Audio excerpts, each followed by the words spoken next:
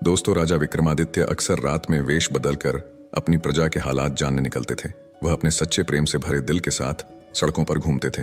एक रात जब वह अमृत बेला में घूमते हुए शहर के चक्कर लगा रहे थे, उन्होंने देखा कि एक युवा लकड़हारा एक पेड़ पर चढ़ रहा है। उसकी आंखों में जीवन की आशा और मेहनत की चमक थी।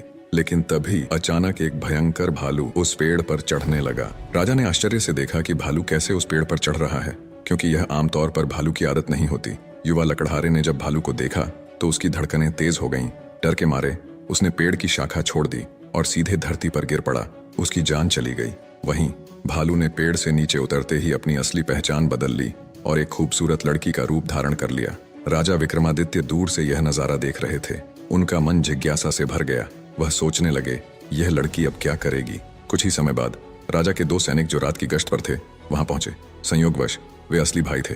छोटे भाई की नजर जब उस खूबसूरत लड़की पर पड़ी तो उसने बड़े भाई से कहा, भाई देखो कितनी सुंदर लड़की बैठी है, मुझे तो शादी करनी है। बड़े भाई ने कहा, नहीं, जब तक मैं हूं तुम उससे शादी नहीं कर सकते, मुझे पहले उसका हाथ मांगना चाहिए। छोटे भाई ने तुरंत विरोध किया, मैंने उसे पहले देखा है, इसलिए मैं उससे शादी करूंगा। दोनों भाइयों के बीच बहस बढ़ गई। अंततः बड़े भाई ने सुझाव दिया, हम क्यों ना उससे पूछें, जो भी उसे पसंद आएगा वह उससे शादी कर लेगा।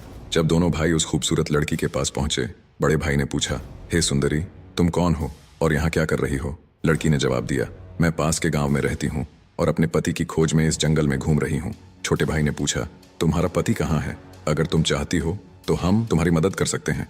लड़की ने मुस्कुराते हुए कहा, मैं अभी अविवाहित हूँ और एक योग्य व्यक्ति की खोज में हूँ। छोटे भाई ने गर्व से कहा, हम दोनों भाई अभी अविवाहित हैं, तुम चाहो तो किसी एक से शादी कर सकती हो।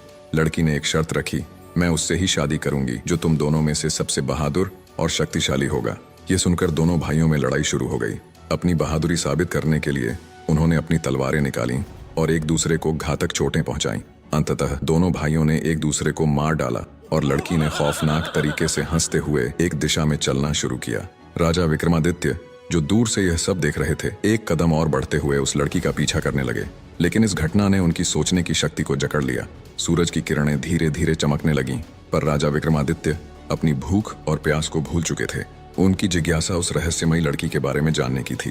लगभग 200 कदम चलने के बाद राजा विक्रमादित्य की आंखें फिर से चौंधिया गईं। अब उस खूबसूरत लड़की ने अपना रूप बदलकर एक जहरीले नाग का रूप धारण कर लिया। वह नाग तेजी से आगे बढ़ा। नाग ने एक नदी के किनारे पहुंचकर कुछ क्षण रुका और फिर अचानक नदी में कूद गया। राजा विक्रमादित्य उस किनारे पर खड़े होकर यह सब देख रहे थे। थोड़ी ही देर में नाग ने एक नाव पर छलांग लगा दी, जिसमें लगभग 20 से 25 लोग सवार थे। जैसे ही नाग ने नाव में प्रवेश किया, वहां अफरा तफरी मच गई। लोग अपनी जान बचाने के लिए नदी में कूद पड़े। जो तैरना जानते थे वे तैरकर किनारे तक पहुंच गए और जो नहीं जानते